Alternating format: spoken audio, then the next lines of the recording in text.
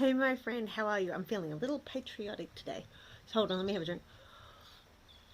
The heavens opened up and it's starting to rain, but today we are going to need a whole lot of courage and a little extra boost of confidence right now. So I'm going to pop a little bit of this on, because what we're going to talk about, we're going to need a little extra courage and valor. Okay, so who's to blame? Yep, who's to blame? That's right, who's responsible? Is it China? Is it the Wuhan province? Is it the president of the United States? Is it the Prime Minister? Is it the Premier? Is it all the foreign travellers that came in and didn't honour the 14-day self-isolation? Is it the WHO? Is it the CDC? Is it the anti-vaxxers? Oh, that's a good one. Yeah, the anti-vaxxers. Yes, let's blame the anti-vaxxers for what's going on right now. So who's to blame? Who's responsible? Yep, who's responsible? Dang it, I need someone to be responsible. I need someone to blame. I need someone to point my finger at.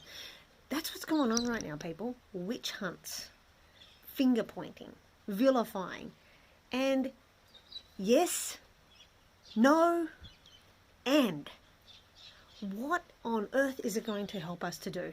Help us to accomplish? Yes, these people may be responsible. No, they might not be responsible. Oh, I forgot Bill Gates. Got to add him in there too. Bill Gates as well. Yes, they might be responsible. No, they might not be.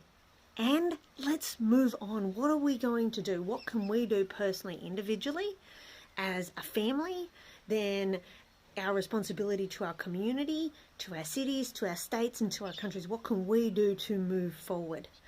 Now, I totally understand how this feels, because back in 2003, March 2003, my husband was killed. Who was responsible? Who was to blame? Everybody was pointing fingers at President Bush. Yes, no, maybe. The US Marine Corps or the US military? Was it the Iraqis, and was it Saddam Hussein? Was it because of 9/11 and Osama bin Laden?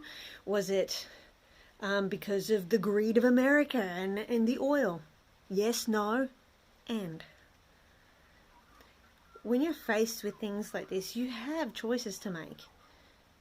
Blame, play the blame game, or acknowledge, yep, there's some responsibility there, but it's not going to help me.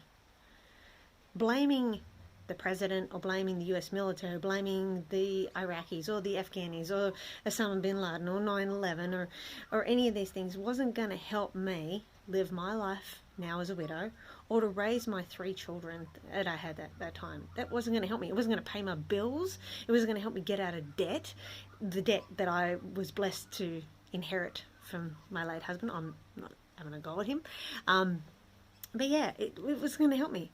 So what is it going to help you to blame right now? It's just going to make you bitter, make you angry, affect your immune system, affect your mental and emotional well-being. And for what? To be right? What are you going to accomplish? Absolutely nothing. It's going to change anything. COVID-19, coronavirus, is serious.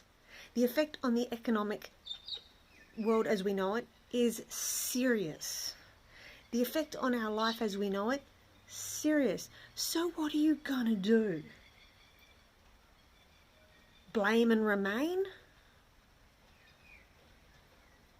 Or what I say, praise and be raised? Meaning being thankful, being grateful, finding things to be appreciative of. I know that sounds contradictory, but it is possible to be grateful, to be thankful, and to find things to praise and to celebrate during this time. So what are you going to do? You're going to keep playing the blame game, or step up your game and be a leader during this time, to lead yourself, to lead your families, to lead your communities. Take care. God bless. Bye-bye.